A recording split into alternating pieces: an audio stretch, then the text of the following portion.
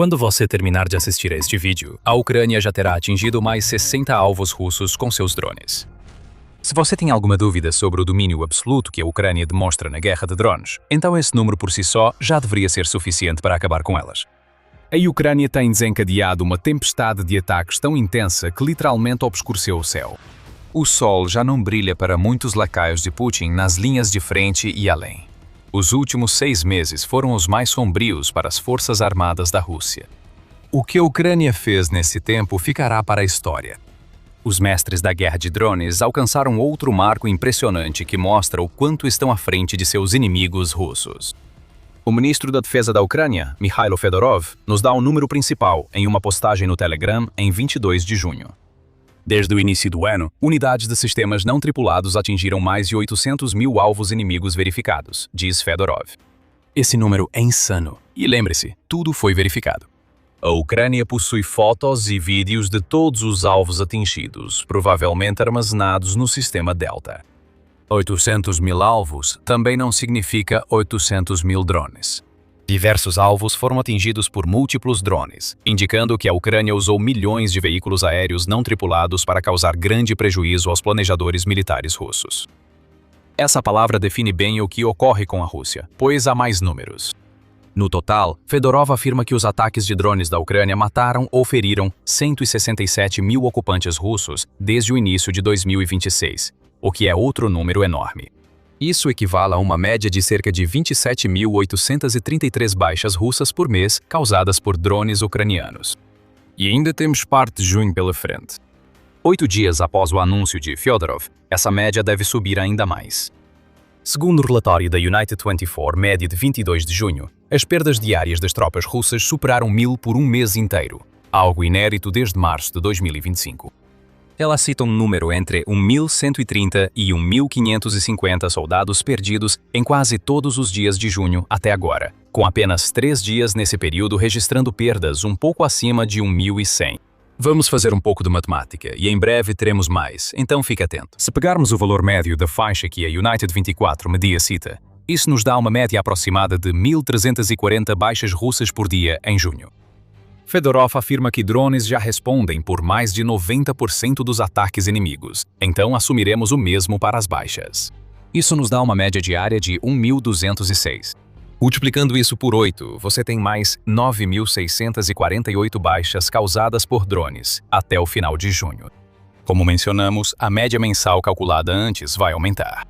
Some-esses 9.648 mortos ou feridos aos 167 mil que Fedorov afirma e você chega a 176.648. Divida isso por 6 meses na primeira metade de 2026 e você terá uma nova média mensal de 29.441. Isso se aproxima perigosamente de 30 mil baixas mensais para Putin. E tudo isso foi causado por drones. O que vemos aqui é fruto da intensificação da estratégia de drones da Ucrânia.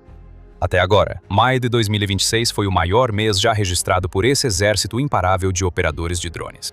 No dia 11 de junho, o comandante-chefe das Forças Armadas da Ucrânia, Alexander Syrskyi, revelou que os drones ucranianos atingiram quase 180 mil alvos militares, o que representou um aumento de 12,7% em relação ao número de alvos atingidos em abril.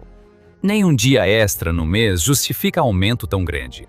Isso é a Ucrânia ampliando uma vantagem com drones que cresce a cada mês.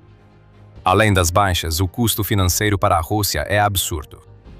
Vamos usar um dia de junho para mostrar isso. No dia 9 de junho, a United 24 Media informou que ataques ucranianos nas 24 horas anteriores custaram à Rússia cerca de 331 milhões de dólares em equipamentos. Essas perdas incluíram 75 sistemas de artilharia, 2 sistemas de defesa aérea, 4 tanques, 5 veículos blindados e 4 sistemas de lançamento múltiplo de foguetes. Não vamos supor que a Ucrânia cause esse prejuízo financeiro diário à Rússia, mas é claro que em apenas um dia, a Rússia perde bilhões de dólares em equipamentos na Ucrânia todo mês, o que pode pesar mais para Putin do que o número de baixas. Afinal, Putin não liga para as pessoas. Se você mexer no bolso das forças armadas russas, o psicopata passa a prestar atenção. No início do vídeo, dissemos que ao terminar de assistir, a Ucrânia terá eliminado mais 60 alvos russos. Os números mostram isso? Vamos ver. Fedorov fez sua afirmação de 800 mil alvos até agora, em 2026, no dia 22 de junho. Então, se considerarmos apenas até esse ponto de junho, temos um total de 173 dias. Dividindo 800 mil alvos por 173, temos uma média aproximada de 4.624 alvos atingidos por dia. Isso nos dá 192 por hora, o que equivale a pouco mais de 48 ataques a cada 15 minutos. Nossos vídeos geralmente duram entre 16 e 18 minutos.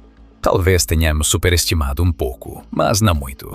Para um vídeo de 17 minutos, isso representa 57,6 alvos russos abatidos, a uma taxa de cerca de 3,38 por minuto.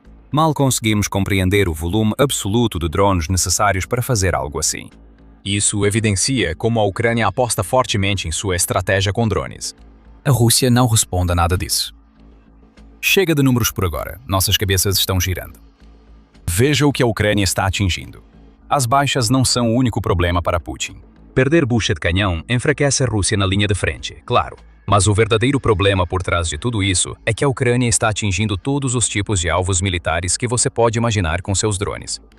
Fedorov destaca o essencial. Além de alvos pessoais, drones ucranianos atingem artilharia, lançadores múltiplos de foguetes, defesas aéreas, veículos, postos de comando, depósitos de munição, estações de guerra eletrônica e plataformas robóticas terrestres russas, ou seja, tudo. Isso nem inclui refinarias, depósitos de petróleo ou as balsas de suprimentos destruídas pela Ucrânia no porto de Kharkiv, Rússia, poucos dias antes de Fedorov revelar seu número impressionante. Não precisamos que Fedorov diga quais alvos são atingidos. Vemos isso diariamente. No dia 23 de junho, a UNN informou que a Ucrânia havia destruído 626 veículos e caminhões-tanque nas 24 horas anteriores. Esse é um recorde diário, após a Ucrânia estabelecer e quebrar esse recorde várias vezes em maio e junho. O bloqueio logístico criado para isolar a Crimeia tem trazido grandes resultados, como mostram os destroços em chamas de centenas de veículos diariamente. Os drones da Ucrânia agora estão cobrindo toda a área intermediária até 300 quilômetros atrás das linhas de frente. E é isso que está tornando possíveis esses tipos de ataques contra veículos, além da maioria dos outros tipos de alvos que Fedorov menciona. Agora, não só russos e equipamentos na linha de frente estão em risco. A taxa de ataques da Ucrânia está aumentando de forma tão dramática porque 2026 marcou o início de uma nova geração de drones, o que significa que nada está seguro na retaguarda russa mais próxima agora. A campanha de ataques intermediários causa tantos danos à Rússia que já há escassez de combustível, e o Kremlin cogita importar combustível. Isso não deveria ocorrer. A Rússia geralmente produz combustível suficiente para o consumo interno e ainda lucra bilhões com vendas. A Ucrânia intensificou ataques de longo alcance, junto com enxames na linha de frente e massacre de médio alcance. O Washington Post informa que a Ucrânia superou seu recorde mensal de lançamentos de drones de ataque em março, enviando mais de 7.000 VANTs à Rússia. A Ucrânia não diminuiu o ritmo desde então. Tem sobrecarregado a Rússia com ataques massivos de drones de longo alcance que penetram até o coração da pátria. Moscou está sob ameaça. Em um ataque no dia 18 de junho que cobriu grandes áreas da Rússia e dos territórios ocupados, incluindo a capital russa, o Ministério da Defesa da Rússia afirma ter abatido 992 drones ucranianos em apenas 24 horas. Esse volume em todos os aspectos da guerra permitiu que a Ucrânia atingisse 800 mil alvos em menos de 6 meses. Os drones simplesmente continuam vindo. Eles cobrem o céu, confundem defesas aéreas e tornam impossível para a Rússia deter todos eles. Aqui vemos a vantagem dos drones ucranianos e por que mais de 90% dos alvos que o país atinge são neutralizados por drones. Mas a grande questão agora é: tudo isso pode ser sustentado? A resposta simples é sim. Mas podemos ir muito mais fundo do que uma resposta de uma só palavra. Mas antes disso, tem muito mais de onde isso veio. Se você está gostando do The Military Show, então se inscreva e volte direto para o vídeo. Quando se trata de sustentação, podemos abordar o assunto de dois ângulos: manter o volume de drones e continuar atingindo o número de alvos que Fedorov relata, se não aumentar esse número. Vamos começar pelo segundo ponto. A Ucrânia tem a capacidade de manter seus resultados por alguns motivos. Primeiro, existe o sistema de pontos E. Fedorov destaca que operadores de drones da Ucrânia ganham pontos E, que podem trocar na Brave One Market por drones, equipamentos, peças de reposição e armas leves. Esse sistema inclui rankings junto com esses incentivos, o que de certa forma transforma em um jogo todo o processo da Ucrânia de usar drones para devastar a Rússia. Mais do que isso, também mostra à Ucrânia quais de suas unidades estão usando drones de forma mais eficaz e, de maneira crucial, em quais tipos de drones devem investir. Fedorov destaca: com o sistema E-Point, identificamos as tecnologias e unidades com melhores resultados e rapidamente expandimos essas soluções para todas as forças armadas. Segundo líderes de defesa, cerca de 95% das unidades de drones da Ucrânia participam do programa, competindo para registrar mais acertos em alvos russos. E embora haja argumentos de que transformar a guerra em algo parecido com um modo de ataque por pontuação de videogame seja preocupante pelo aspecto desumanizador disso tudo, isso não muda o fato de que a Ucrânia está obtendo resultados. Mais alvos estão sendo atingidos do que nunca. A Ucrânia está desenvolvendo uma compreensão mais profunda de quais drones funcionam e quais não funcionam. E ainda consegue usar essa plataforma para incentivar as unidades a utilizarem os tipos de drones que são mais eficazes para o trabalho delas. Esse é um incentivo com um propósito claro, e os resultados estão aí para todos verem. Agora que tem um sistema implementado, a Ucrânia não vai se afastar dele. Pelo contrário, vai apostar ainda mais no que vem fazendo. Vemos isso com o programa de bloqueio logístico. O Ministério da Defesa da Ucrânia afirma que o financiamento para esse programa será distribuído pelo sistema E-Point, beneficiando equipes especializadas em atacar a logística russa. A Ucrânia reconhece a habilidade e oferece mais dinheiro para ampliar o trabalho, agindo de forma eficaz, garantir que os soldados usem seus pontos fortes e alcancem máxima eficiência no campo de batalha. Essa eficiência aumenta devido a um problema russo causado pela Ucrânia, que também ajudará a manter o volume de ataques ucranianos. As defesas aéreas da Rússia estão em uma situação muito ruim neste momento. Fedorov mencionou que as defesas aéreas estão sendo alvo dos drones ucranianos em seu relatório, mas não entrou em detalhes. Então nós vamos entrar em detalhes. De 2025 até 2026, a Ucrânia vem destruindo defesas aéreas valiosas por toda a Rússia e nos territórios ocupados. A Ucrânia sabe das dificuldades da Rússia em construir novos sistemas e radares por causa das sanções e falta de suprimentos. Então cada defesa aérea destruída cria brechas exploráveis.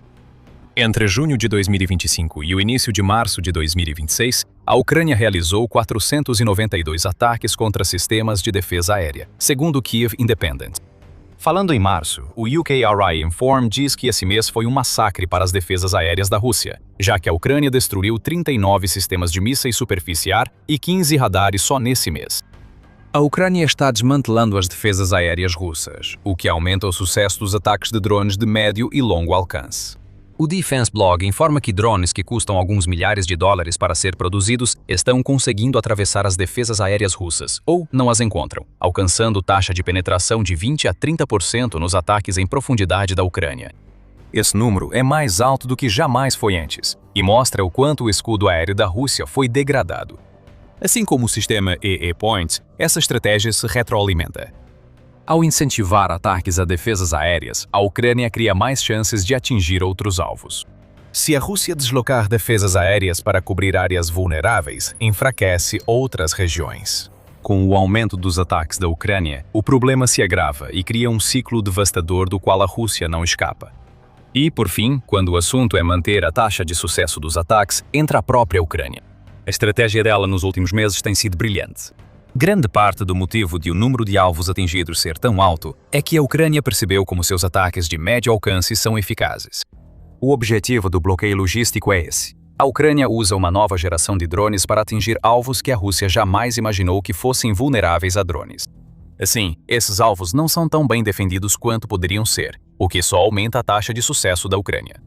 Essa estratégia representou uma reviravolta na guerra e deu grande impulso à Ucrânia. A Ucrânia adotou uma estratégia de drones em várias camadas, cobrindo as zonas de morte na linha de frente com drones FPV, provavelmente responsável pela maioria das baixas causadas pela Ucrânia no primeiro semestre do ano. Drones estão destruindo o alcance médio de ataque, enquanto a Ucrânia realiza ataques em profundidade para enfraquecer a máquina de guerra russa internamente. Juntando tudo isso, você tem ataques russos mais fracos na linha de frente, causados pela incapacidade de coordenar e sustentar as tropas da linha de frente através da retaguarda. Com o enfraquecimento da Rússia, a pressão sobre a Ucrânia cai, dando mais tempo e chances para ataques de drones. É um ciclo. Quanto mais a Rússia é atingida, mais fácil fica atacá-la de novo. Neste momento, o exército russo parece um boxeador grogue, cambaleando sem conseguir se defender.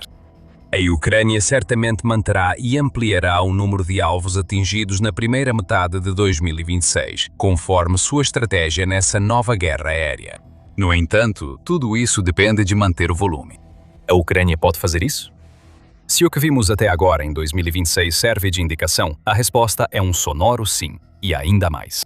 Em relatório de 16 de junho, a Liga informou que o presidente ucraniano Volodymyr Zelensky anunciou, durante a cúpula do G7, que a Ucrânia está a caminho de construir 10 milhões de drones até o fim de 2026.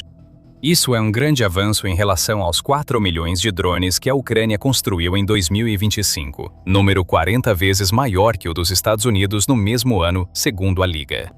Zelensky acrescenta que 500 empresas atuam nos setores de drones e robótica da Ucrânia. Mais preocupante para a Rússia, o presidente da Ucrânia afirma que o país pode dobrar a produção para 20 milhões de drones por ano se preciso, e possui os recursos necessários.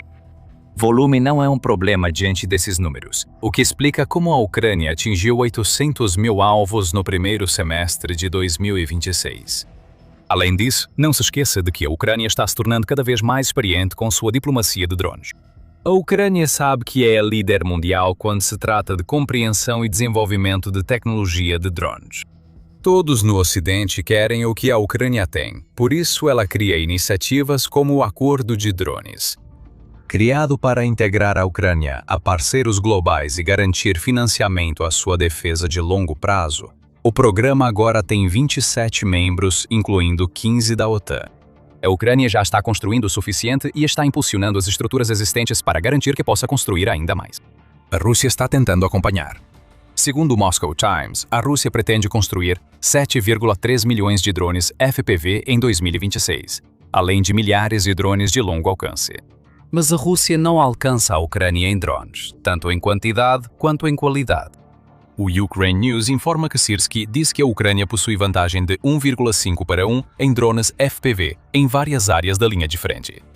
A Ucrânia começa a igualar a Rússia nos tiros de média e longa distância. Resumindo, a Rússia ainda está atrás da Ucrânia, que faz de tudo para manter o exército de Putin em desvantagem. Então, o que realmente significa atingir 800 mil alvos na primeira metade de 2026? Isso não é um clímax. A Ucrânia não chegou ao auge. Isto é um tiro de aviso. A Ucrânia informa a Rússia quantos alvos atingiu para mostrar a Putin que a situação só vai piorar para eles. A Ucrânia tem a estratégia, tem o volume de produção, tem os parceiros, e pode usar tudo isso para fazer dos 800 mil apenas um marco no caminho, e não o auge da estratégia dos drones. Muito mais está por vir.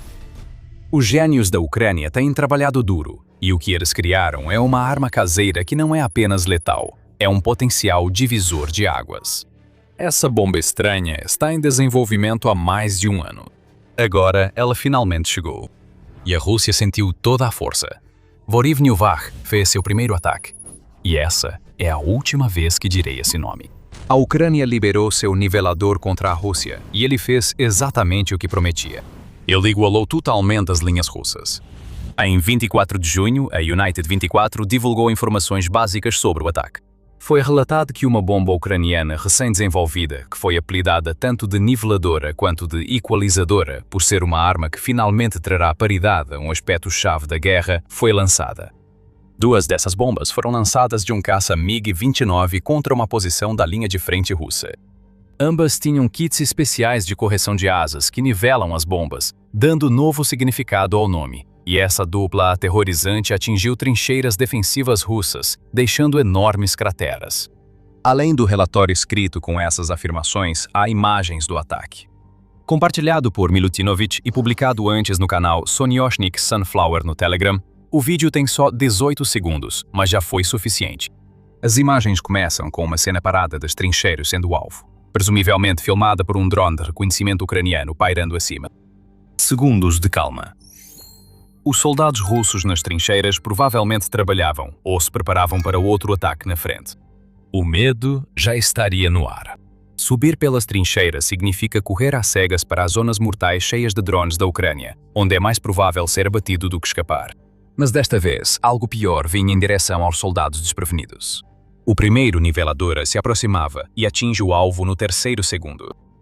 Outra niveladora vem logo em seguida, apenas alguns segundos depois, e ambos causam grandes explosões que fazem a fumaça subir ao ar. Trincheiras russas ficam cobertas, não vemos as consequências. A filmagem termina com a imagem da fumaça, mas o que vem depois importa menos do que o vídeo mostra. Uma das armas novas mais letais da Ucrânia está em ação e, crucialmente, está oferecendo o nível de precisão que a Ucrânia precisa, para que ela seja uma das ferramentas mais eficazes da Ucrânia para romper a linha de frente e destruir a retaguarda que abastece os soldados enviados por Putin. Essas imagens deveriam assustar Putin tanto quanto chocariam os soldados russos na explosão. Para a Ucrânia, esse ataque já era esperado há muito tempo. O Leveler é basicamente a versão ucraniana das bombas guiadas que a Rússia usa para bombardear cidades ucranianas há anos. Para ser sincero, demorou bem mais do que a Ucrânia gostaria para chegar ao campo de batalha. Em junho de 2024, o chefe do Comando da Força de Aviação das Forças Armadas da Ucrânia, Serhiy Golubtsov, anunciou que a Ucrânia preparava uma versão doméstica de teste das bombas KAB, usadas pela Rússia meses antes. O primeiro desses testes estava programado para começar em algumas semanas, disse Golubtsov na época, com o objetivo de desenvolver kits de aviação para as bombas da era soviética em posse da Ucrânia, que proporcionariam um alto nível de precisão e maior alcance de voo em comparação com as bombas que a Rússia estava usando. A promessa estava feita. A Ucrânia possui um enorme estoque das bombas que a Rússia armazenou em seu território durante os tempos da União Soviética. Então tem muitas para transformar em armas guiadas que podem causar estragos na linha de frente russa e atrás dela. Mas depois que surgiram as notícias sobre os testes que estavam por vir, as coisas ficaram em silêncio por alguns meses. Só em setembro de 2024 que o canal Combat Aviation of Ukraine no Telegram publicou um vídeo que parecia mostrar um bombardeiro Su-24 ucraniano sendo usado para testar uma versão inicial da arma que viria a ser conhecida como niveladora. Aquela filmagem mostrou algum potencial inicial. A bomba guiada foi desacoplada com sucesso, e as imagens deram uma ideia inicial de como o kit da bomba estava sendo projetado. Observamos asas dobráveis e carenagem arredondada no nariz para melhorar a aerodinâmica da bomba. Depois, tudo ficou em silêncio por quase 2 anos. Por algum motivo, e a Ucrânia não deu uma explicação, só em 2026 é que a bomba que se tornou a niveladora realmente apareceu. Podemos especular por que a Ucrânia demorou tanto para usar a bomba em combate. Talvez a Ucrânia devesse ampliar o alcance, permitindo que seus caças lançassem a bomba de distância segura, evitando defesas aéreas russas. Talvez a Ucrânia tenha priorizado o desenvolvimento de drones, já que recebia kits JJDAM e ISM Hammer do Ocidente, que poderiam cumprir função similar à nova bomba. De qualquer forma, o Leveler levou tempo para chegar aqui. Agora ele está aqui, e a Ucrânia ficará feliz ao ver seu primeiro uso bem-sucedido. A Ucrânia agora possui o contraponto ideal aos kits UMPK usados pela Rússia para transformar bombas burras em armas semiguiadas de grande destruição. Esses kits russos podem ser acoplados às munições aéreas de uso geral FAB-250 e FAB-500 da Rússia, permitindo que a Rússia atinja alvos a várias dezenas de quilômetros atrás das linhas de frente. O Leveler poderia ser confundido com um clone desse tipo de kit, mas ele é muito mais do que isso. Inspirado nos kits UMPK, o Leveler aprimora tudo o que a Rússia criou e inova de formas que os capangas de Putin nunca pensariam. Após a apresentação do Leveler na Eurosatory 2026 em Paris, começaram a vazar detalhes sobre o que a Ucrânia desenvolveu. Os kits de bombas permitem que uma bomba burra seja lançada de altitudes que variam de 500 a mais de 10.000 metros, relata o Pravda. Ele também possui um alcance maior do que a maioria dos kits semelhantes que a Rússia produziu, já que o Leveler pode atingir alvos localizados entre 10 e 130 km de distância da plataforma aérea que o lança. Também observamos que o kit pode ser acoplado a bombas de 250 kg, embora ainda não esteja claro se a Ucrânia pretende desenvolver ainda mais a tecnologia para que ela possa ser usada em bombas maiores ou menores. O Business Insider detalhou em seu relatório que a bomba pode ser lançada de plataformas soviéticas da Ucrânia, como nos testes iniciais, e a Ucrânia ter usado um MiG-29 no primeiro ataque, e que ela é compatível com os F-16 e os caças Mirage que a Ucrânia tem à sua disposição. Essa compatibilidade não garante que o Leveler será lançado desses caças tão cedo. O Leveler requer certificação extra para ambos antes de ser usado, mas isso parece um problema facilmente resolvível. A principal diferença entre o kit de bombas da Ucrânia e os russos é que o Leveler possui algoritmos modernos de orientação, garantindo maior precisão, além da navegação por satélite, provavelmente usada nas bombas. Isso indica o uso de inteligência artificial no processo. Se o primeiro ataque completo realizado com essas bombas serve de indicação, esse algoritmo está fazendo exatamente o que foi projetado para fazer. A abordagem do bom o suficiente da Rússia funcionou para suas bombas planadoras. Enquanto essas armas atingirem alguma coisa, mesmo que estejam a centenas de metros do alvo, isso já é bom o suficiente para Putin. A Ucrânia busca precisão para atingir trincheiras estreitas a dezenas de quilômetros. O Leveler oferece essa precisão. E como aponta o Militarny, a versão do kit de bombas que acabamos de ver sendo usada nas trincheiras russas provavelmente é de um lote experimental que foi entregue à Força Aérea Ucraniana em maio.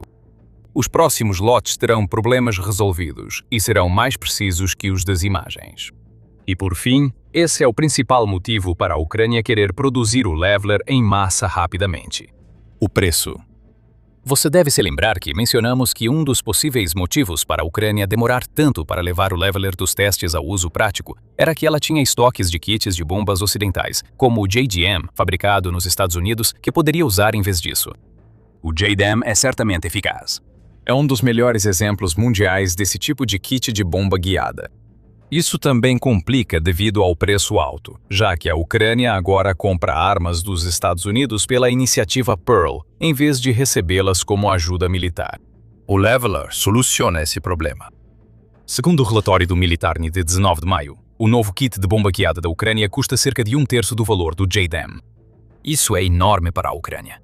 Isso significa que ela recebe 3 bombas guiadas pelo preço de uma que poderia receber de um importante aliado ocidental. Triplicar o poder de fogo triplica o dano, o que é péssimo para as forças da Rússia. Eles nunca saberão quando estarão livres de um ataque de bomba guiada, pois a Ucrânia sempre pode lançar mais ataques, já que sua bomba planadora é mais barata de fabricar que as versões compradas. O nível da versão ucraniana da bomba guiada também é altíssimo. A Ucrânia teve uma relação de altos e baixos com os Estados Unidos desde que Donald Trump se tornou presidente, chegando até a lidar com a suspensão de todas as entregas de ajuda por parte dos Estados Unidos em determinado momento. O relacionamento está muito melhor agora. Trump até disse ao presidente da Ucrânia, Volodymyr Zelensky, que admirava como a Ucrânia está se comportando durante a reunião do G7 de 2026. Mesmo assim, a preocupação com o acesso e as restrições às armas dos Estados Unidos sempre estará na mente coletiva da Ucrânia. O Leveler não impõe restrições ao uso pela Ucrânia, que pode ter quantos conseguir construir. O que vemos nessa arma e no primeiro uso registrado em combate do Leveler é que a Ucrânia acabou de elevar o nível de sua campanha contra a Rússia. Sabemos que isso é terrível, mas é verdade. Esse kit de bomba guiada pode mudar o jogo para a Ucrânia por 2 motivos. Antes de continuarmos, lembre-se, você está assistindo ao The Military Show. Se gosta do canal, inscreva-se para não perder as novidades.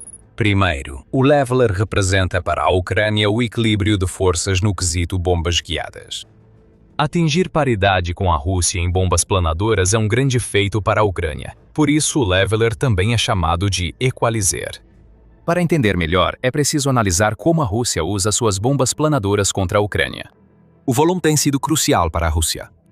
Em abril, a Rússia lançou quase 7.000 munições aéreas guiadas contra a Ucrânia, seguindo um total de 7.987 em março. Esse foi o recorde mensal da guerra, pois a Rússia lançou 1.500 bombas planadoras a mais que seu recorde anterior em fevereiro.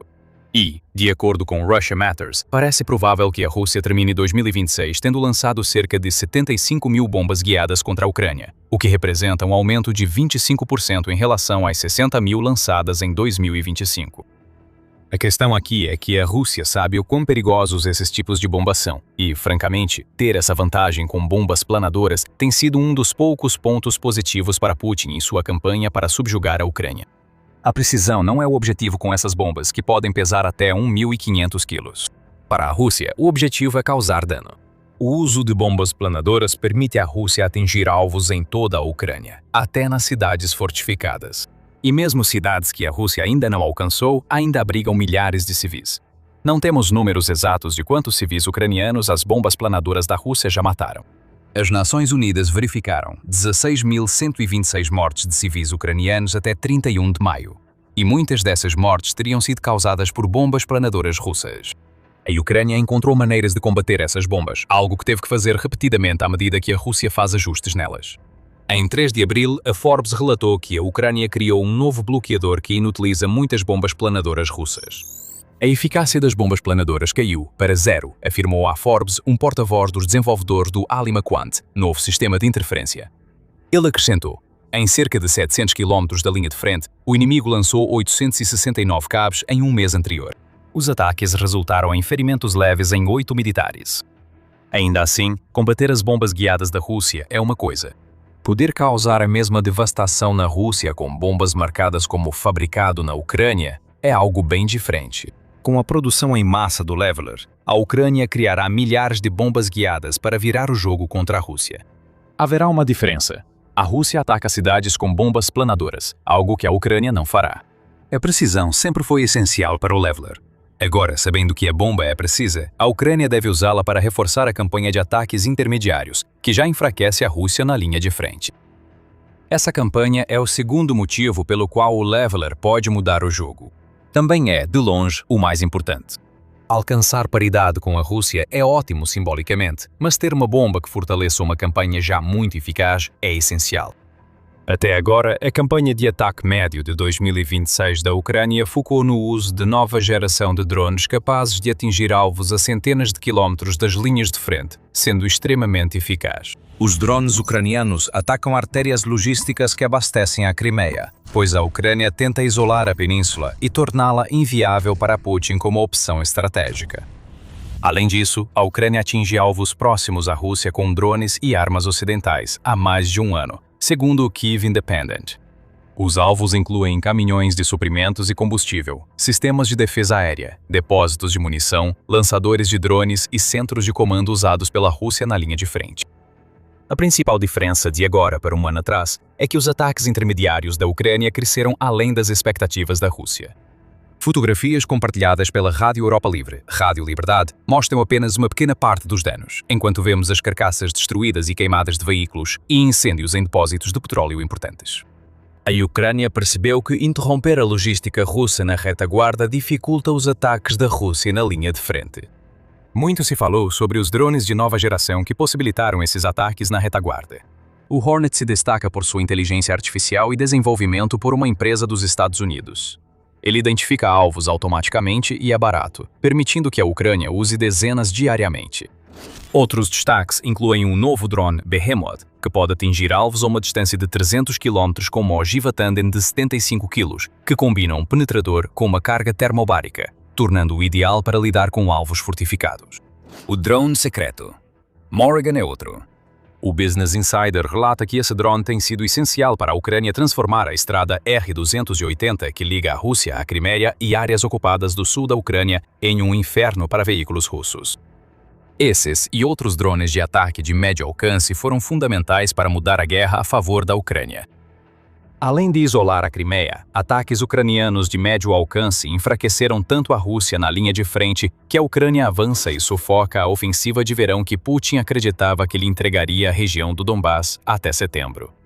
Isso já não vai chegar nem perto de acontecer. Agora imagine o Leveler sendo adicionado a tudo isso. Além dos drones, que a Rússia já tem dificuldade em conter, as forças na retaguarda enfrentam agora bombas planadoras com poder de fogo muito maior que a maioria dos drones de ataque de médio alcance. Levelers podem ser produzidos aos milhares, permitindo bombardeios frequentes da Ucrânia contra posições russas. Imaginamos uma campanha em camadas, onde zonas de morte com drones FPV na linha de frente eliminam milhares de soldados russos. Atrás deles, levelers destroem trincheiras, postos de comando e outras instalações, causando baixas e forçando sobreviventes a tentarem a sorte nas zonas de morte antes de estarem prontos. Mais ao fundo, na retaguarda russa, drones de médio alcance destroem caminhões de suprimentos e outros alvos, prejudicando a logística das tropas atingidas por drones FPV e levelers. Esse é um dos futuros possíveis que a Rússia enfrenta, e Putin nem quer imaginar esse cenário. O Leveler está oficialmente aqui, e já provou que faz jus ao nome em seu primeiro registro de uso em combate. A arma fabricada na própria Ucrânia muda tudo. O próximo passo é colocá-la em produção em massa, em uma escala que fará os soldados russos ficarem aterrorizados só de pensar em se aproximar da linha de frente. A Ucrânia, com o Leveler, demonstrou capacidade de inovar e aprimorar conceitos na linha de frente. É exatamente isso que ela faz com uma arma britânica de retorno notável. Soldados russos adotaram no campo de batalha o apelido assustador: Morte Silenciosa. Não porque seja rápida, não porque seja poderosa, mas porque quando percebem que ela está lá, já é tarde demais. Algumas unidades relatam não ouvir nada até os segundos finais, outras nunca ouvem nada. Ao contrário da artilharia, mísseis ou drones comuns, muitos desses sistemas seguem caçando mesmo quando a Rússia tenta bloqueá-los ou interferir. Isso está se tornando um problema sério para o Kremlin, porque as armas que estão se espalhando pela linha de frente não são apenas mais difíceis de parar. Elas estão ficando mais inteligentes e estão mudando a forma como as guerras são travadas. Entram em cena os drones e robôs autônomos, também conhecidos como Morte Silenciosa.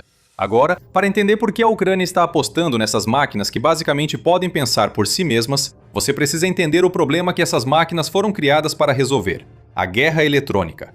Desde o início da guerra em grande escala, ambos os exércitos inundaram a linha de frente com drones de visão em primeira pessoa, pequenas aeronaves pilotadas remotamente carregando explosivos, que um operador direciona diretamente ao alvo através de um link de vídeo.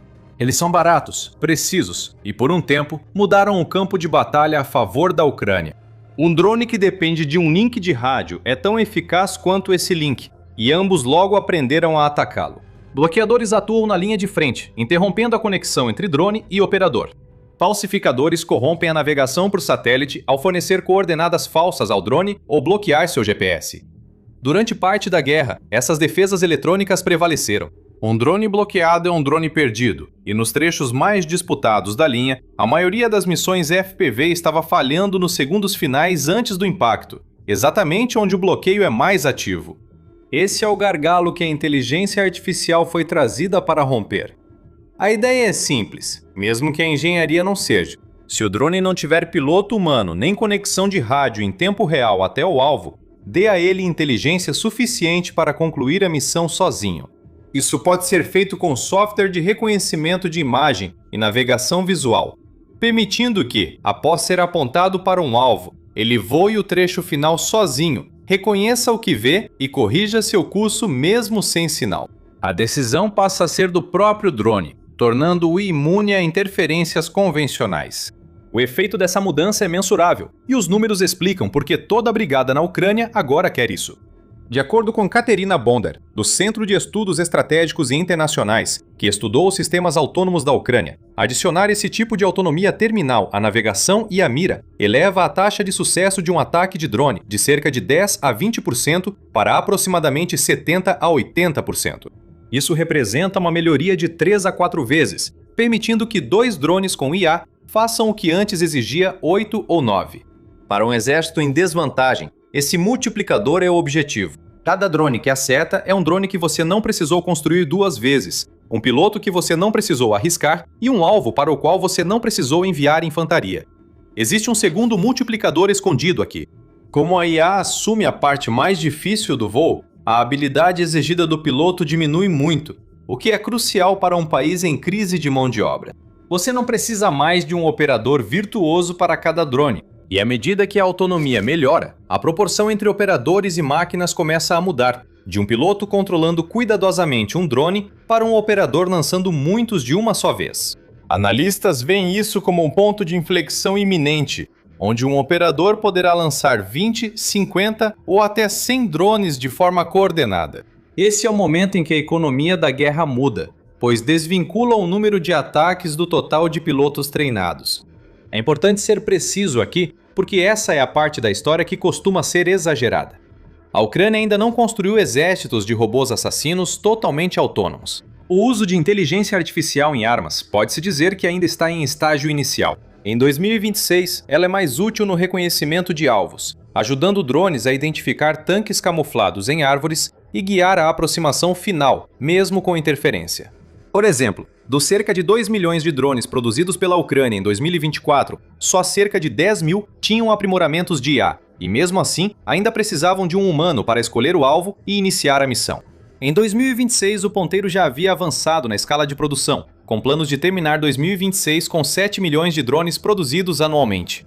Mas não há contagens precisas de drones aprimorados com IA, o que sugere que, de fato, eles são uma pequena minoria na linha de frente. Ainda assim, não podemos ignorar o valor real desses drones. Enquanto a guerra aérea era transformada pela inteligência, uma revolução paralela avançava lentamente em terra. Robôs. A Ucrânia investiu muitos recursos em veículos terrestres não tripulados, robôs sobre rodas ou esteiras que transportam munição, evacuam feridos, carregam armas pesadas e, cada vez mais, realizam ataques próprios. Soldados ucranianos que usam esses robôs aprenderam com prisioneiros russos que até apelidaram as máquinas de morte silenciosa. Esse apelido destaca uma característica tática real, que merece análise, pois mostra por que um robô lento e desajeitado pode assustar mais que um rápido. No campo de batalha moderno, o principal alerta de um soldado é sua audição. Ele ouve o zumbido de um drone FPV, o motor de um veículo ou o chiado de um motor. E esse som te dá os 2 ou 3 segundos de que você precisa para se proteger. Um robô terrestre quase silencioso elimina completamente esse aviso.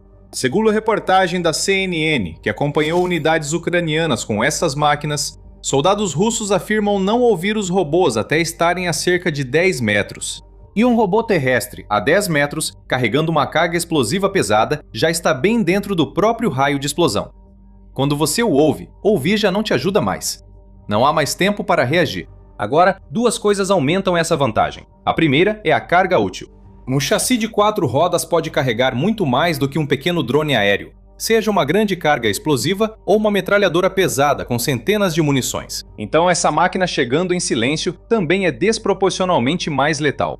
O segundo é o papel que o silêncio torna possível, a infiltração.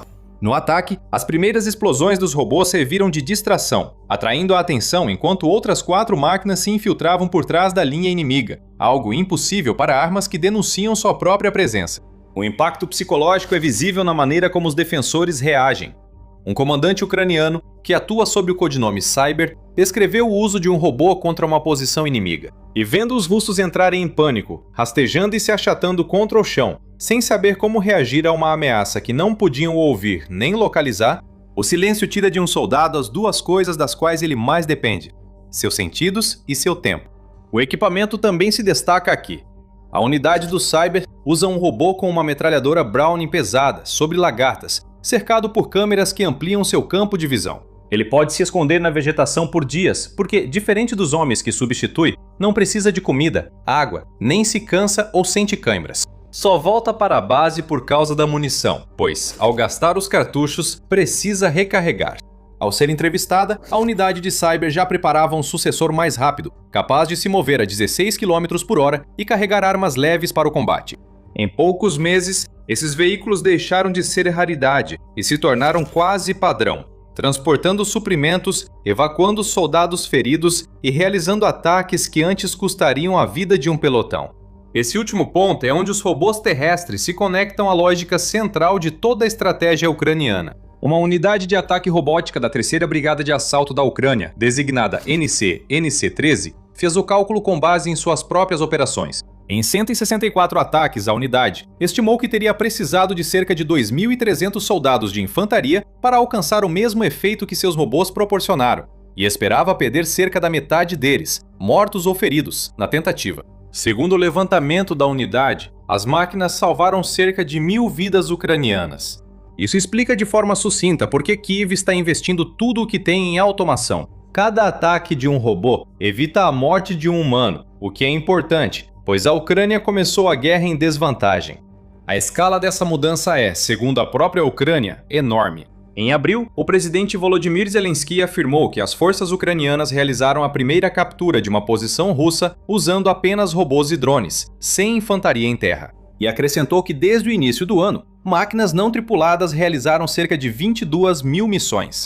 Esses dados do governo ucraniano foram apresentados em discurso presidencial celebrando a indústria de defesa e trazem as naturais ressalvas de anúncios em tempos de guerra. A direção geral que eles citam é confirmada por repórteres no local e analistas no exterior, mostrando que grande parte dos esforços da Ucrânia na guerra agora é realmente não tripulada. E no centro dessa transformação está o homem que Zelensky nomeou para acelerá-la. Mikhailo Fedorov tem 35 anos, está há 4 meses no cargo de ministro da Defesa e nunca serviu um dia sequer nas Forças Armadas. Sua formação é em tecnologia, não em táticas. Ele cresceu em Zaporizhia, cidade siderúrgica que enfrenta combates intensos na guerra. Iniciou nos videogames na adolescência, criou um negócio de publicidade digital antes de concluir a universidade e tornou-se parceiro do Facebook vendendo anúncios segmentados. Zelensky o contratou primeiro para cuidar das redes sociais na campanha presidencial de 2019. Depois o nomeou, aos 28 anos, ministro responsável por digitalizar o Estado ucraniano. Ao assumir o Ministério da Defesa, levou consigo uma equipe jovem de assessores e analistas de dados de moletom, uma mesa de ping-pong no corredor e o olhar de quem vê a guerra como um fundador do Vale do Silício enxerga um setor para revolucionar. Assim como aplicativos mudaram táxis e entregas, Fedorov acha que a guerra pode ser reinventada ao levar o combate para máquinas. Em entrevista ao New York Times, Fedorov afirmou que só armas autônomas podem garantir a segurança mundial. Ele as comparou a armas nucleares e sugeriu que países que investirem em automação vencerão guerras futuras. É uma visão de dissuasão construída não em ogivas, mas em algoritmos. E vale ressaltar que essa é uma visão de onde Fedorov quer chegar, não uma descrição de onde a Ucrânia está hoje. O mesmo artigo do New York Times destacou que a IA nas armas ucranianas, naquele momento, era basicamente usada para reconhecimento de alvos. O futuro autônomo é a aspiração. O tanque camuflado na floresta é a realidade. Por trás desse futurismo, existe uma estratégia concreta elaborada por Fedorov e endossada por Zelensky, criada para forçar a Rússia a sentar-se à mesa de negociações. O New York Times relata que ela se chama Economia Ar-Terra e tem 3 pilares. No ar, interceptar pelo menos 95% dos drones e mísseis russos que chegam. Em terra, eliminar ou ferir mais soldados russos do que Moscou pode repor.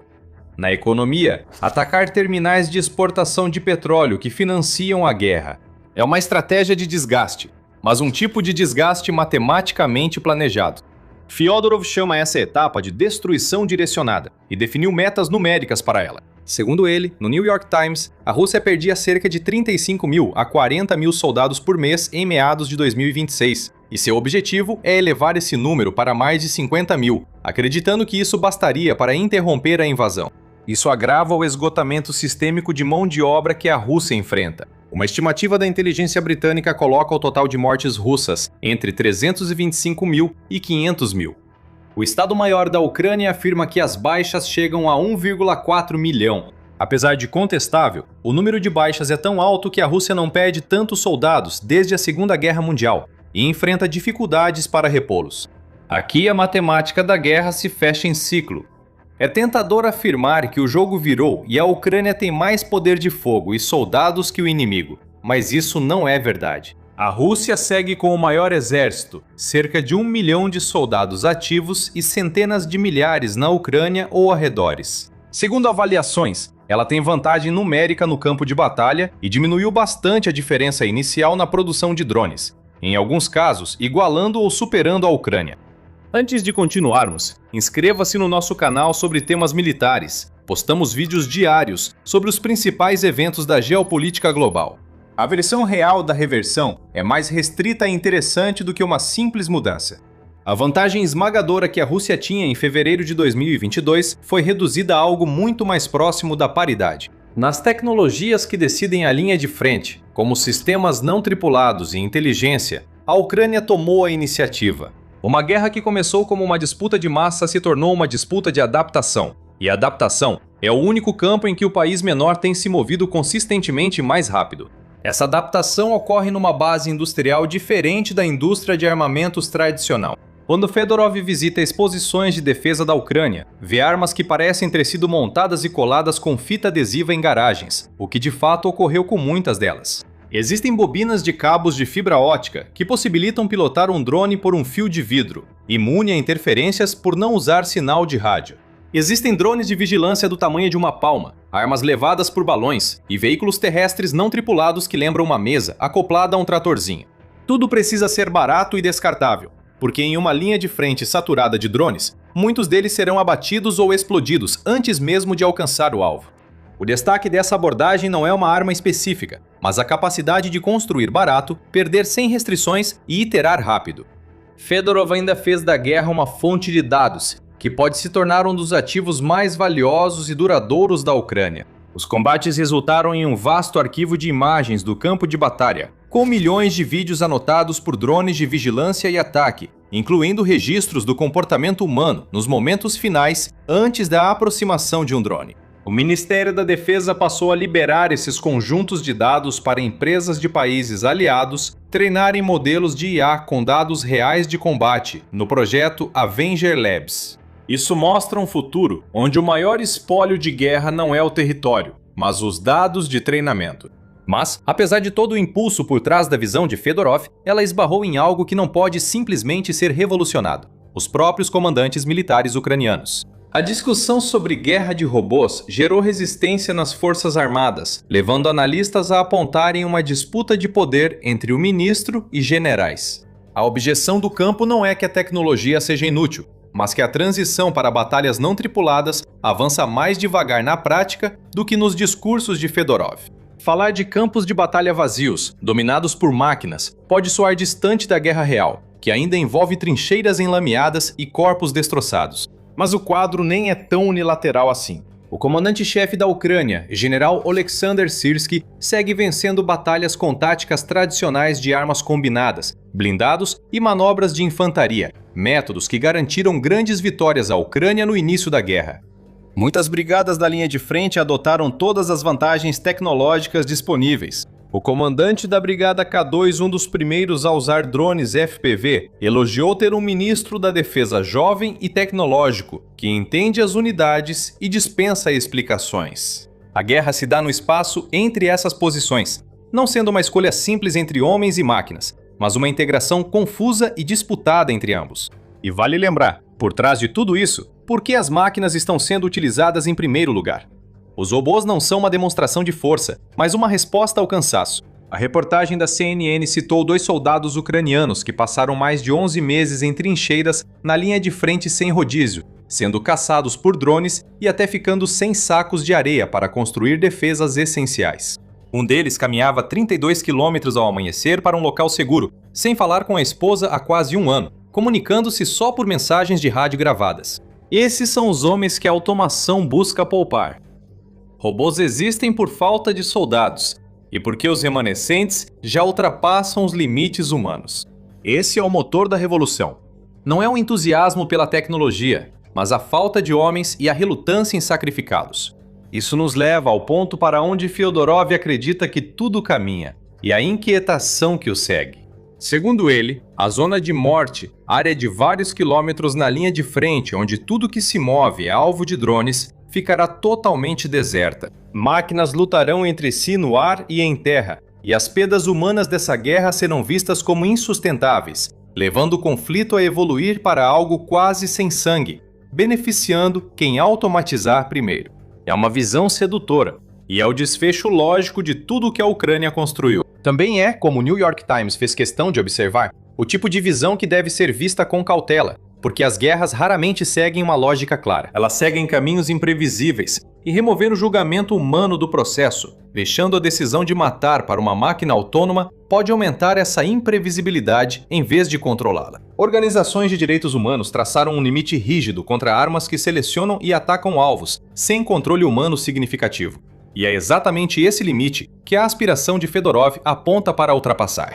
A Ucrânia trava uma guerra assistida, não autônoma, usando inteligência para distribuir uma força menor ao longo de uma frente mais extensa e fazer o inimigo maior sangrar mais rápido do que pode se reabastecer. O arsenal não tripulado da Ucrânia evoluiu enormemente nos últimos anos. O setor de defesa de Kiev criou inovações notáveis, de drones bombardeiros a jato a robôs kamikaze com IA. A nova adição pode ser a maior e mais impressionante até agora. Apresentando o Tridente do Mar, uma fera de 10 toneladas equipada com poder de fogo capaz de ameaçar a existência da frota do Mar Negro do Kremlin.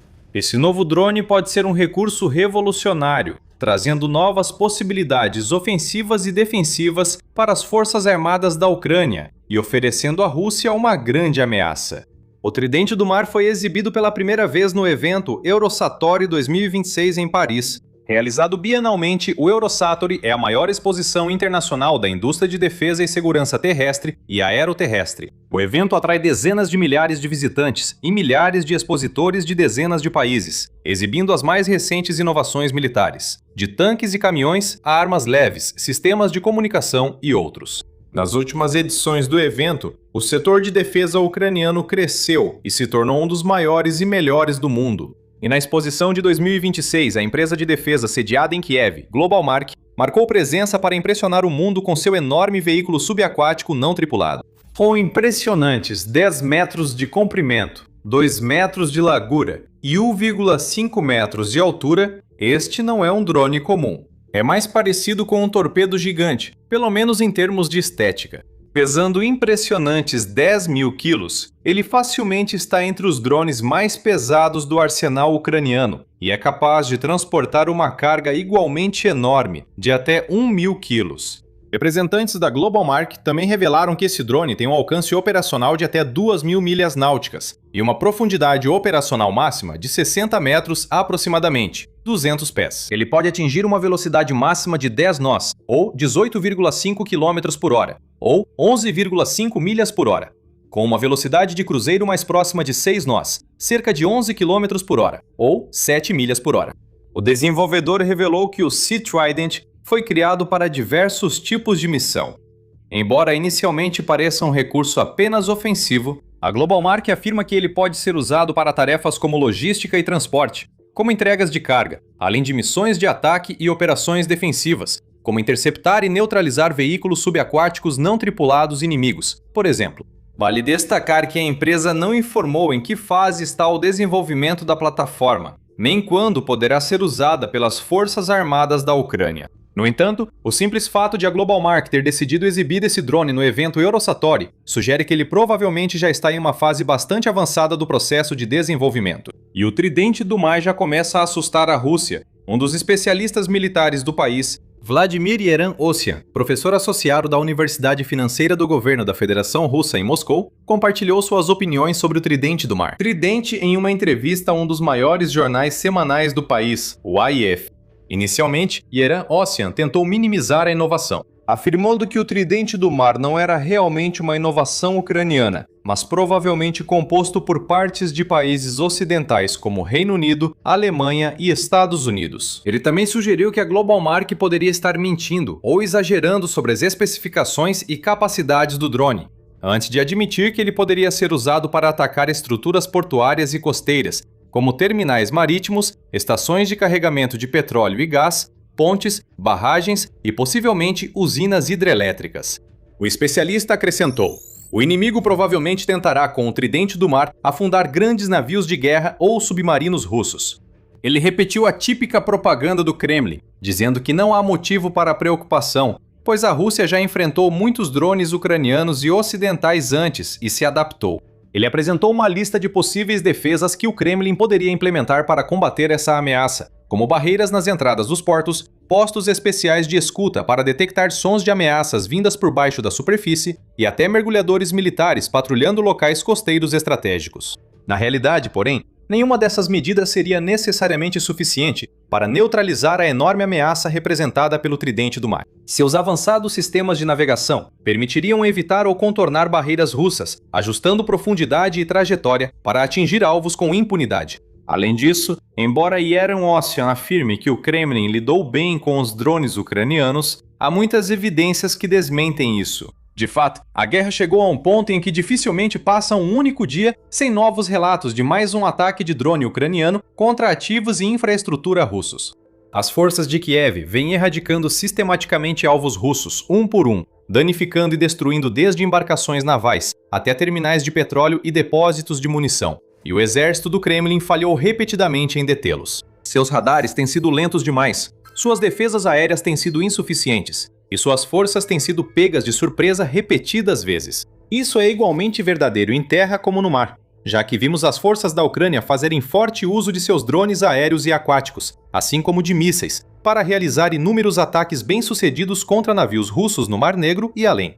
Na verdade, esses ataques começaram lá em 2022, durante os primeiros confrontos da guerra. Poucas semanas após o início do conflito, em março de 2022, a Ucrânia usou um míssil balístico Totka-U para afundar um grande navio de desembarque russo no porto ocupado de Berdyansk.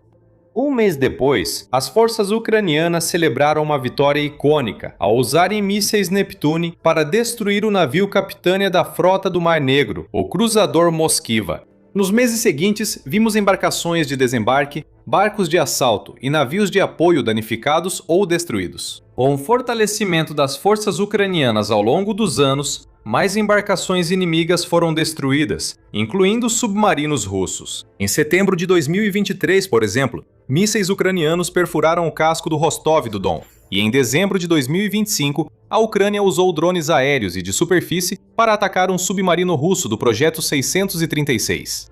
As forças de Kiev destruíram as balsas ferroviárias que permitem à Rússia enviar suprimentos para a Crimeia, deixando a península ocupada sem munição e equipamentos militares. Todos os anos do conflito viram inúmeros navios de diferentes tamanhos e classes afundarem ou serem rebocados para caros reparos. Os ataques foram tão eficazes que praticamente neutralizaram a frota do Mar Negro. Quando os comandantes do Kremlin notaram o aumento de navios danificados e a falta de defesas contra drones e mísseis ucranianos, passaram a recuá-los ainda mais da zona de conflito. Com o tempo, menos navios russos circulavam no Mar Negro. A maioria permanecia em portos ou estaleiros, escondida, na esperança de que a Ucrânia os deixasse em paz. Isso, por sua vez, significava que havia menos embarcações lançando ativamente mísseis como os da classe Kalibr contra cidades e vilarejos ucranianos. Em outras palavras, ao combater a frota do Mar Negro, a Ucrânia conseguiu diminuir o poder dos bombardeios da Rússia e salvar inúmeras vidas nesse processo. Em resumo, isso transformou a frota do Mar Negro de uma ameaça ativa e potente em um verdadeiro problema para a Rússia. Em vez de usar seus navios de guerra para atacar seus adversários e ampliar sua vantagem em terra, o Kremlin agora não consegue extrair quase nenhum valor desses ativos, e em vez disso, precisa gastar a maior parte do seu tempo, dinheiro e recursos protegendo-os ou consertando-os. O mais impressionante é que a Ucrânia fez isso sem marinha convencional. Ela usou principalmente drones e mísseis para vencer o que deveria ser uma das forças navais mais poderosas do mundo. E o Sea Trident tem o potencial de levar suas operações navais a um novo e empolgante patamar. Antes de falarmos sobre o uso e as vantagens únicas do novo drone subaquático, saiba que há mais novidades vindo daí. Se você está gostando do The Military Show, inscreva-se! A Ucrânia já usou drones aquáticos antes. Existe, por exemplo, o aparato robótico autônomo de guarda marítima, ou Magura V5. Desenvolvido para uso pela Diretoria Principal de Inteligência da Ucrânia, GUIRE, e capaz de realizar uma variedade de tarefas, incluindo vigilância, reconhecimento, patrulhas marítimas, contramedidas contra minas, busca e salvamento e missões de combate. Esses drones entraram em serviço em 2023 e nos anos seguintes chegaram os modelos V6 e V7. Custando cerca de $273 mil por unidade, o Magura V5 provou ser incrivelmente eficaz no campo de batalha, contribuindo diretamente para a destruição de várias embarcações russas, incluindo uma embarcação de desembarque classe Kulag, corvetas de mísseis classe Taranto e navios de patrulha. Mas o Magura tem seus limites. O V5 tem uma capacidade máxima de carga útil de cerca de 300 kg, ou 660 libras, por exemplo, e um alcance operacional de cerca de 800 km ou 500 milhas. Mesmo a versão mais avançada, a V7, só pode transportar uma ogiva de 650 kg, ou 1.433 libras, a distâncias de até 1.000 km, ou 620 milhas. O Sea Trident é melhor em quase todos os aspectos. Ele é maior, mais robusto e capaz de transportar muito mais poder de fogo por distâncias muito maiores. O fato de transportar até 1.000 kg, 2.200 libras, de explosivos, o coloca em outra categoria em relação à maioria dos drones usados atualmente pela Ucrânia. Drones menores causam só danos superficiais às embarcações russas, mas o Tridente do Mar tem poder de fogo suficiente para destruir até os maiores alvos. Além disso, como esse drone pesado opera abaixo da superfície da água, ele deve ser capaz de atingir submarinos e cruzadores em seus pontos mais vulneráveis, abrindo buracos em seus cascos que podem rapidamente causar inundações e fazê-los afundar antes que suas tripulações consigam realizar reparos de emergência. O amplo alcance do Tridente do Mar é mais uma vantagem que o destaca em relação à maioria dos drones usados pela Ucrânia até agora. Como ele pode percorrer até 2.000 milhas náuticas, a distância equivalente a viajar de Odessa, na costa sul da Ucrânia, até as costas da Espanha ou da Argélia, o Tridente do Mar não teria dificuldade em atravessar todo o Mar Negro. Ele alcança cidades portuárias russas como Novorossiysk e o porto ocupado da Crimeia, Sebastopol, podendo ir e voltar da Ucrânia sem risco de ficar sem combustível. Isso abre inúmeras oportunidades para as Forças Armadas da Ucrânia planejarem e executarem suas operações no futuro próximo. Com uma arma como essa em seu arsenal, eles achariam mais fácil do que nunca orquestrar ataques devastadores contra os ativos navais da Rússia, e o Kremlin praticamente não teria como proteger seus navios. Mesmo se fossem realocados pelo Estreito de Kerch e Mar de Azov para outras cidades portuárias, o Tridente do Mar ainda os encontraria e destruiria. O fato de o Tridente do Mar viajar submerso o torna um desafio bem diferente para a Rússia enfrentar, em comparação a um drone de superfície como o Magura V5. Apesar de projetados para serem discretos, drones de superfície ainda podem ser detectados por aeronaves ou drones aéreos. No entanto, ao viajar até 60 metros debaixo d'água, o Tridente do Mar será impossível de ser avistado de cima. A Rússia precisará de equipes de mergulho e sistemas avançados de radar ou sonar para tentar detectar esses drones. Isso também deve ajudar a Ucrânia a realizar ataques surpresa em embarcações inimigas por baixo. O simples fato de existir um drone assim gera medo nos marinheiros e na marinha russa, pois mesmo com a água limpa, saberão que uma ogiva de 1000 quilos pode estar vindo escondida sob as ondas. A frota russa do Mar Negro já anda assustada há vários anos, e o Tridente do Mar traz um novo pesadelo para eles temerem. Isso pode levar os comandantes navais do Kremlin a evitarem usar seus navios, preferindo mantê-los perto da costa ou no porto, em vez de enviá-los ao mar para atacar alvos ucranianos. E os benefícios vão além disso. Durante a exposição Eurosatory, a Globalmark também anunciou que o Tridente do Mar está equipado com sistemas de controle autônomo e navegação adaptativa. Ele pode cumprir missões de longo alcance com pouca intervenção do operador, ou seja, nem precisa de piloto. Na maioria das vezes, ele usa seus sistemas de IA integrados para ajudá-la a chegar ao destino, ajustando a rota para aumentar as chances de cumprir qualquer objetivo. Segundo o desenvolvedor, esse drone pode receber uma variedade surpreendentemente ampla de objetivos. Seu uso mais óbvio seria transportar sua carga até um navio inimigo e atingi-lo por baixo, desencadeando uma explosão devastadora que afundaria rapidamente a maioria dos navios. No entanto, ele não precisa necessariamente transportar explosivos. Globalmark aponta que ele pode transportar suprimentos por corpos d'água, o que pode ser útil futuramente. Se as forças da Ucrânia tentassem libertar totalmente a Crimeia, por exemplo, ou se eles precisassem mover munição e outros recursos de um local costeiro ou porto para outro, com mínima chance de serem interceptados no caminho. As oportunidades operacionais continuam surgindo, e o fabricante destaca que os drones Sea Trident podem patrulhar águas amigas e interceptar drones inimigos. Em resumo, esta é uma adição notavelmente versátil ao exército de drones ucraniano. Claro, como qualquer outro drone, não é perfeito. Ele tem limitações às quais as forças de sistemas não tripulados da Ucrânia precisarão se adaptar se optarem por usar essa arma na guerra contra a Rússia. Por exemplo, não é o drone mais rápido que existe. O Magura V5 pode atingir velocidades máximas de cerca de 42 nós, aproximadamente 78 km por hora, ou 48 milhas por hora, e navega a cerca de 22 nós, 41 km por hora, ou 25 milhas por hora, enquanto o Tridente do Mar é bem mais lento. Isso pode torná-lo mais vulnerável à interceptação se a Rússia aprender a detectá-lo.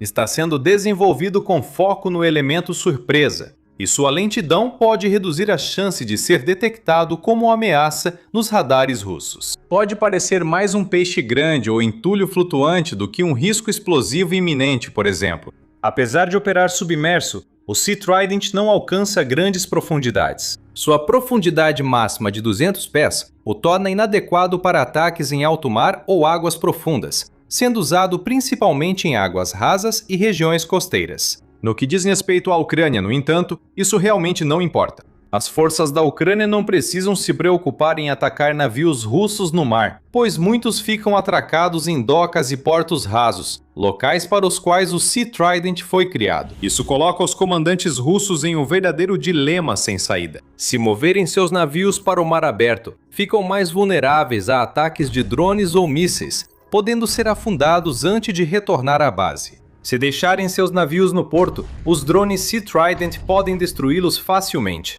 Além disso, o novo drone pesado pode ser usado em ataques a infraestruturas-chave, como as vigas da Ponte da Crimeia, ou portos onde petróleo e outros recursos são carregados em petroleiros da frota fantasma russa. No geral, é mais uma adição valiosa para a Ucrânia. Também é um testemunho da engenhosidade da indústria de defesa do país, que continua se fortalecendo cada vez mais. Enquanto a Rússia luta para lidar com inúmeros problemas, desde sua economia em colapso até suas forças na linha de frente estagnadas e perdas catastróficas, a Ucrânia segue discretamente, mas com confiança, fazendo seu trabalho, tanto na linha de frente quanto muito atrás dela. Seus soldados e operadores de drones seguem causando grandes perdas ao inimigo, enquanto suas empresas de defesa inovam e se destacam, produzindo uma variedade cada vez maior de armas, veículos e sistemas não tripulados, com o potencial de ajudar a Ucrânia a se tornar ainda mais forte do que nunca. A Ucrânia segue se beneficiando do apoio generoso dos aliados da OTAN. Ao pensar nas forças aéreas mais poderosas do mundo, sua mente vai para os exemplos óbvios: a Força Aérea dos Estados Unidos, Forças Aéreas Combinadas da OTAN, esquadrões de caças de quinta geração, orçamentos bilionários e décadas de doutrina refinada. Mas nos últimos 4 anos, algo vem se formando nos céus da Ucrânia que não se encaixa em nenhuma dessas categorias. Simplificando, o número de pessoas operando drones de combate diariamente aumentou silenciosamente para um nível que poucas forças armadas no mundo conseguem igualar. A Ucrânia construiu uma força aérea de combate em uma escala que nem mesmo a OTAN, com todo o seu dinheiro e toda a sua experiência institucional, jamais tentou. E a história de como construíram isso revela quase tudo sobre como essa guerra está sendo travada. Vamos começar pelos números, porque eles são realmente difíceis de acreditar. De acordo com declarações oficiais das Forças Armadas da Ucrânia, cerca de 80 mil militares estão agora envolvidos em operações com drones de uma forma ou de outra. O número exato de pilotos treinados é confidencial. A Ucrânia não revela esse dado e, como verá, tem bons motivos para isso. Mas operadores da linha de frente e comandantes de unidades estimam que entre 25 mil e 40 mil desses soldados são pilotos ativos de drones de combate. Homens e mulheres pilotam aeronaves robóticas contra as forças russas em todos os ramos das forças armadas. Essas são apenas estimativas de quem está pilotando, não uma ordem de batalha oficial. O número real é protegido por sigilo operacional. Mesmo o limite mais conservador dessa estimativa já é extraordinário. Para entender, compare com uma força aérea tradicional. Conte todos da Força Aérea da Itália.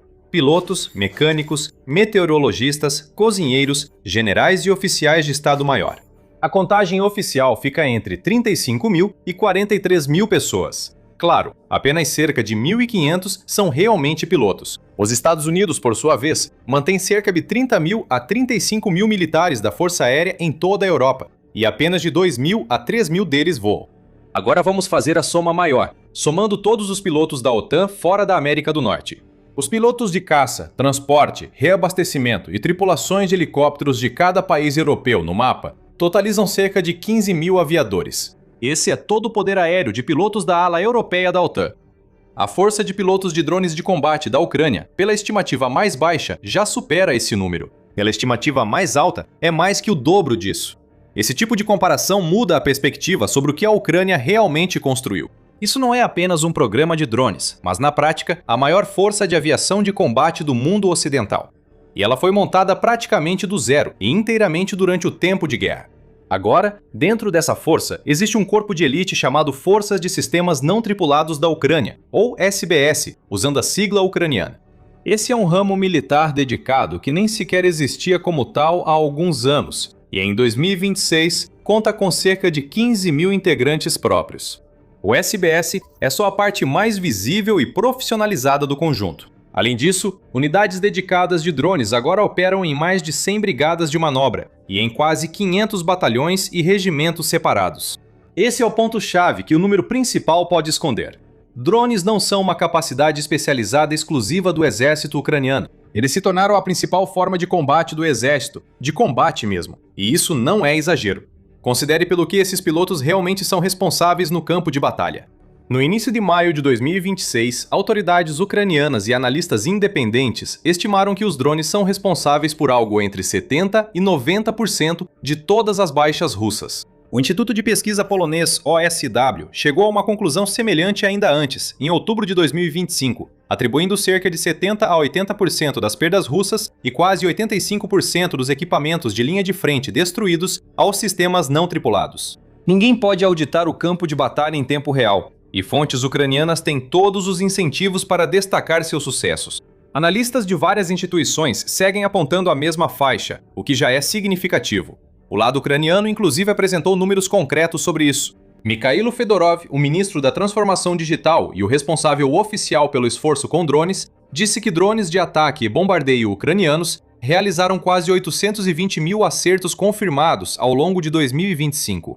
Vale destacar que todos esses foram verificados por vídeo de drone. Segundo essa contagem, mais de 80% dos alvos russos destruídos naquele ano foram atingidos por drones, a maioria deles de fabricação nacional. O comandante do SBS afirmou que o sistema de rastreamento da Ucrânia registrou mais de 156 mil soldados russos mortos ou feridos apenas por drones nos 5 meses entre dezembro de 2025 e abril de 2026. Apesar dos números parecerem exagerados, a escala é compatível com o que observadores externos veem e com a estagnação da linha de frente pela ausência de avanços russos em 2025. O efeito cumulativo aqui realmente remodelou fisicamente o campo de batalha. Não é errado chamar a guerra da Ucrânia de guerra de máquinas, onde a linha de frente depende menos da infantaria e mais de pequenas equipes de drones e suas aeronaves. Dados internos ucranianos mostraram que os drones foram responsáveis por cerca de 69% dos ataques contra tropas russas e 75% dos ataques contra veículos e equipamentos já em 2024.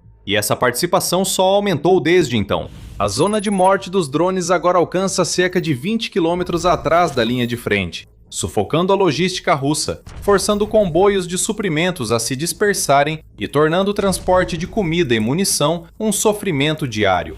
Comandantes ucranianos conseguem manter menos soldados por grandes trechos da frente, graças ao uso de drones, que ampliam seu alcance e capacidades. Nada disso seria possível sem uma base industrial que a Ucrânia construiu do zero.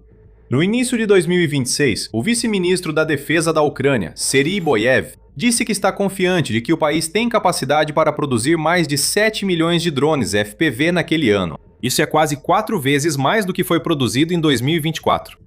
Toda a indústria conta com mais de 160 empresas fabricando drones FPV no país.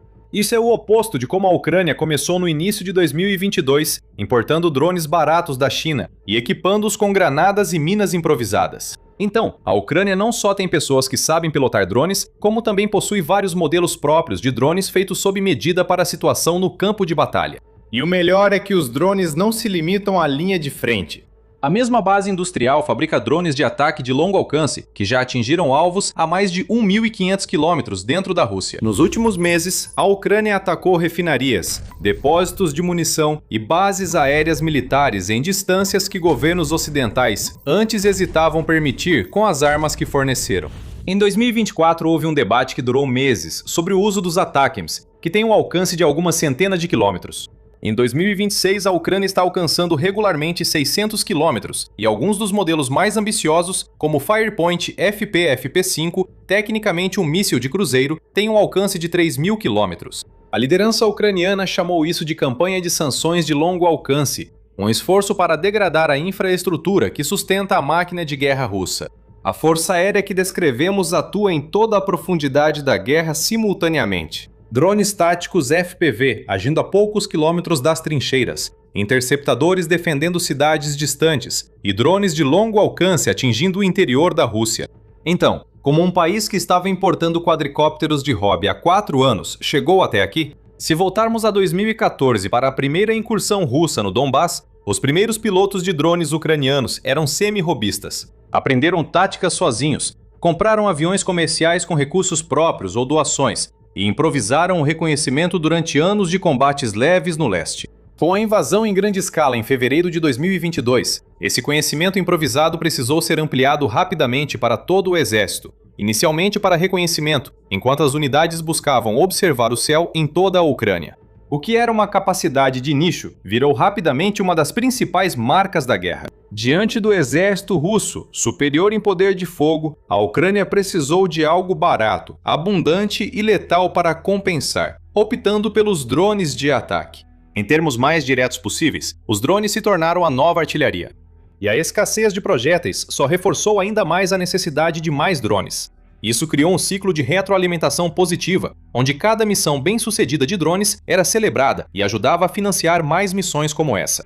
Em 2026, a Ucrânia tinha um dos programas de treinamento de operadores de drones mais robustos do mundo. Civis passaram a assinar contratos repentinamente, e soldados que mudavam de especialização precisavam completar treinamento de voo certificado antes de serem enviados ao campo.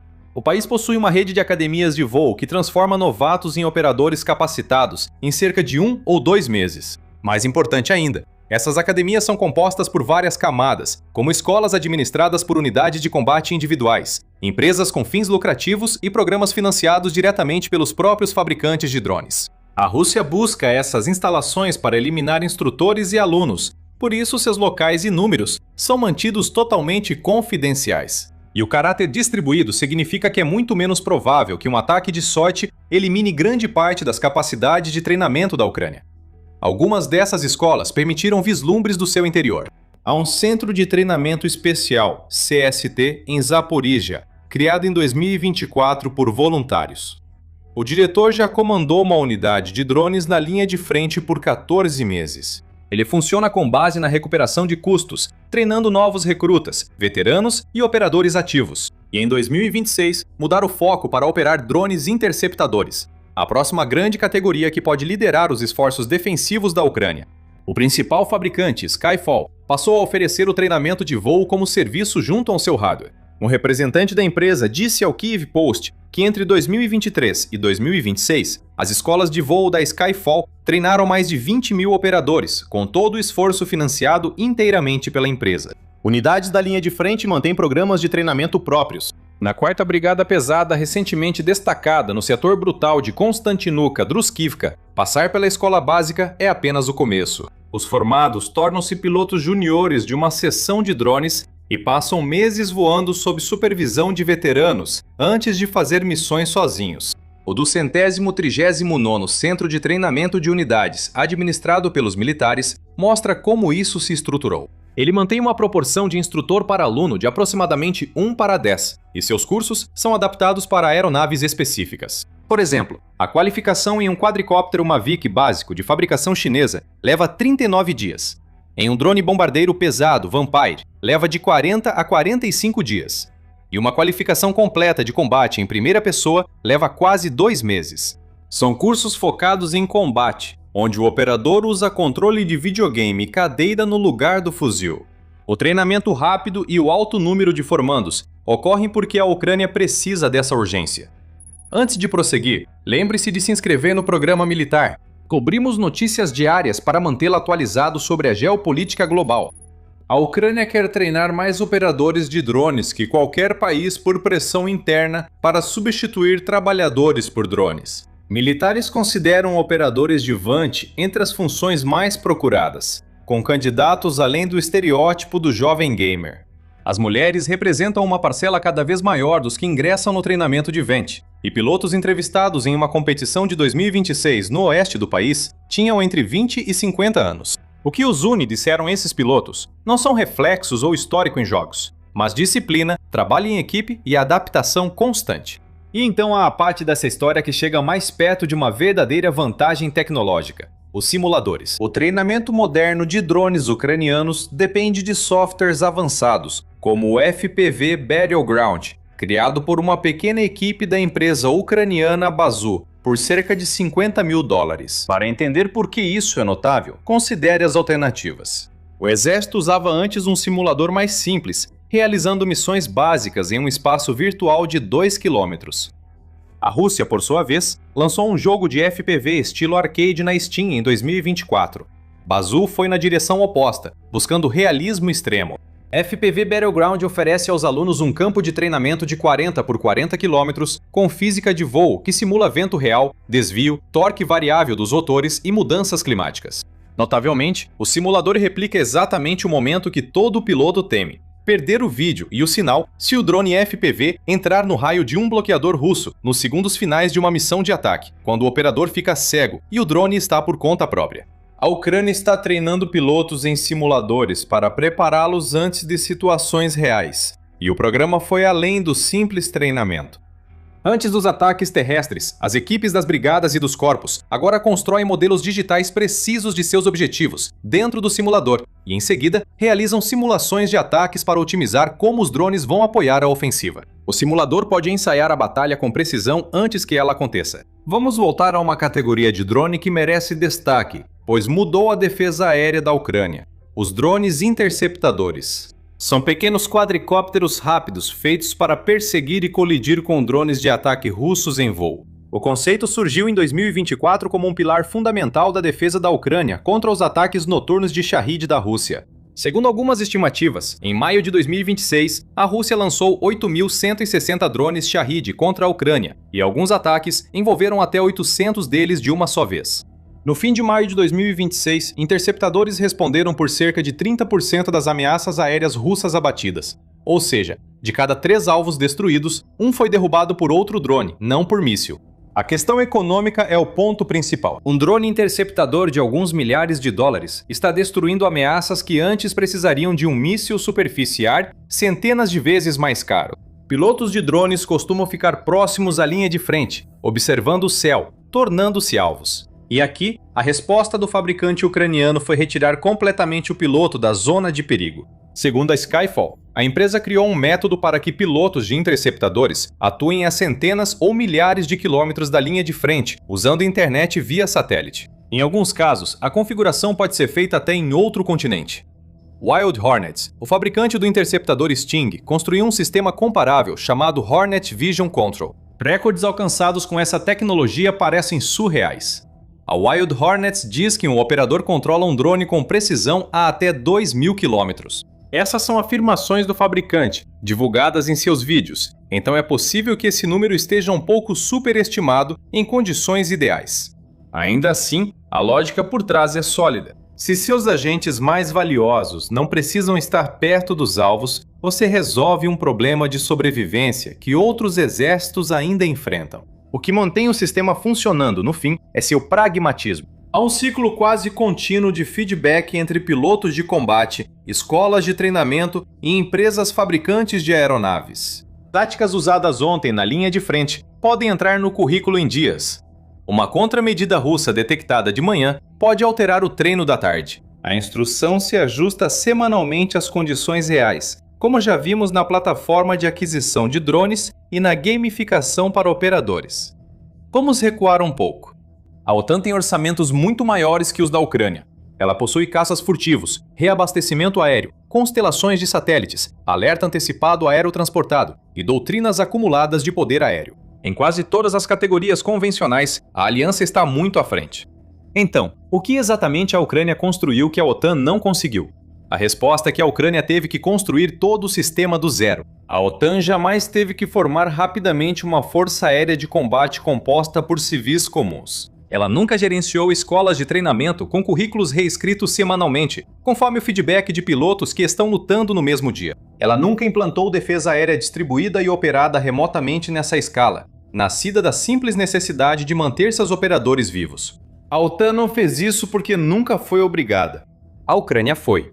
A ironia é que agora o fluxo de conhecimento segue o caminho inverso. Fabricantes de drones ucranianos viajam pela Europa para compartilhar experiências, enquanto a OTAN corre para criar um sistema de defesa antidrone em camadas no flanco leste da aliança. A Dinamarca se tornou o primeiro país a financiar a produção de armas ucranianas. Em 2024, e após um acordo de defesa em julho de 2025, a Ucrânia lançou sua primeira linha de produção conjunta de drones na Dinamarca, em setembro de 2025.